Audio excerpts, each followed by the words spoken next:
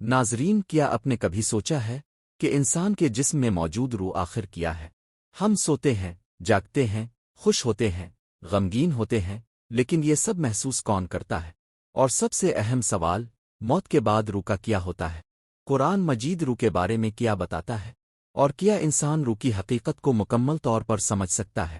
آج کی ویڈیو میں ہم اسلامی تعلیمات کی روشنی میں روح کے اس پراسرار موضوع کو سمجھنے کی کوشش کریں گے۔ ایسے نان سٹاپ نالج کی ویڈیوز میں ایک بار پھر سے خوش آمدید۔ ناظرین، کیا آپ نے کبھی سوچا ہے وہ کون سی چیز ہے جو جسم کو زندہ رکھتی ہے؟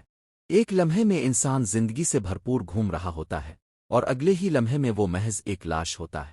ہمارے اندر وہ کون سا عنصر ہے جو ہماری آنکھ سے پوشیدہ رہتا ہے؟ آئیے آج اس پراسرار حقیقت سے پردہ اٹھاتے ہیں۔ روح کیا ہے؟ بچپن سے ہی ایک سوال ہمارے ذہنوں میں گھوم رہا ہے کہ روح کیا ہے، یہ کہاں ہوتی ہے، اور یہ کب جسم سے نکل جاتی ہے؟ ہم اپنے جسم کو دیکھ سکتے ہیں اور چھو بھی سکتے ہیں، لیکن روح ہمارے وجود کا سب سے بڑا راز ہے۔ پیدائش کے وقت انسان محض گوشت اور ہڈیوں کا ایک ڈھانچہ ہوتا ہے، لیکن جس لمحے اس میں روح داخل ہوتی ہے، اس وقت وہ سانس لیتا ہے، مسکراتا ہے، حرکت کرتا ہے اور زندہ ہو جاتا ہے۔ روح کے بارے میں اللہ پاک قرآن میں فرماتا ہے، اور وہ اب سے روح کے بارے میں پوچھتے ہیں، اب کہہ دیجئے، روح میرے رب کے حکم سے ہے۔ اس کا مطلب یہ ہے کہ انسان کو اس کے بارے میں بہت محدود علم دیا گیا ہے، لیکن ہمارے پاس جتنا بھی علم ہے وہ واقعی حیرت انگیز ہے۔ روح صرف انسانوں میں نہیں ہوتی ہے، روح کی ایک شکل پتھروں، درختوں اور جانوروں میں بھی موجود ہے۔ اسی وجہ سے احد پہاڑ رسول اللہ صلی اللہ علیہ وسلم سے محبت کرتا تھا، اور درخت اب صلی اللہ علیہ وسلم سے گفتگو کے لیے آگے بڑھتے تھے۔ روح انسان کی تخلیق کے دوران 4 مرحلوں میں آتی ہے: روح جمادی، جیسے ساکت پتھر; روح نباتی، جیسے درخت جو بڑھتے ہیں; روح حیوانی، جو حرکت دیتی ہے; روح انسانی، جو عقل، شعور اور معنرفت عطا کرتی ہے۔ احادیث کے مطابق جب بچہ ماں کے رحم میں ایک خاص مرحلے تک پہنچتا ہے تو اللہ تعالیٰ ایک فرشتہ بھیجتا ہے جو اس میں روح پھونکتا ہے۔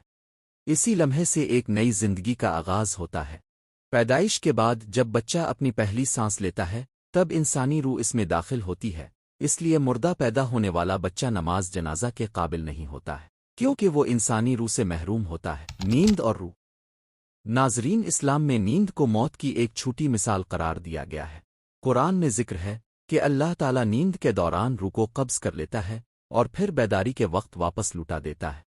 اسی لیے بعض علماء نیند کو چھوٹی موت بھی کہتے ہیں۔ موت کے وقت روح کے ساتھ کیا ہوتا ہے؟ جب انسان کی موت کا وقت آتا ہے تو فرشتے اللہ کے حکم سے اس کی روح قبض کرتے ہیں۔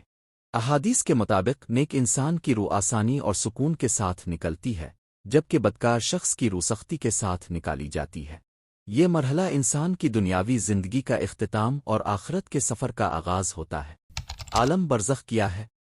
موت اور قیامت کے درمیان کے دور کو عالم برزخ کہا جاتا ہے۔ روح اس عرصے میں برزخ میں رہتی ہے اور اپنے اعمال کے مطابق راحت تکلیف محسوس کرتی ہے۔ اسلامی عقیدے کے مطابق برزخ آخرت کی زندگی کا پہلا مرحلہ ہے۔ کیا روح واپس دنیا میں آ سکتی ہے؟ اسلامی تعلیمات کے مطابق موت کے بعد روح عام طور پر دنیا میں واپس نہیں آتی۔ بعض کہانیاں اور عوامی روایات موجود ہیں، لیکن قرآن و حدیث کی روشنی میں اصل عقیدہ یہی ہے کہ روح برزخ میں رہتی ہے اور قیامت کے دن دوبارہ جسم کے ساتھ اٹھائی جائے گی۔ قیامت کے دن کیا ہوگا؟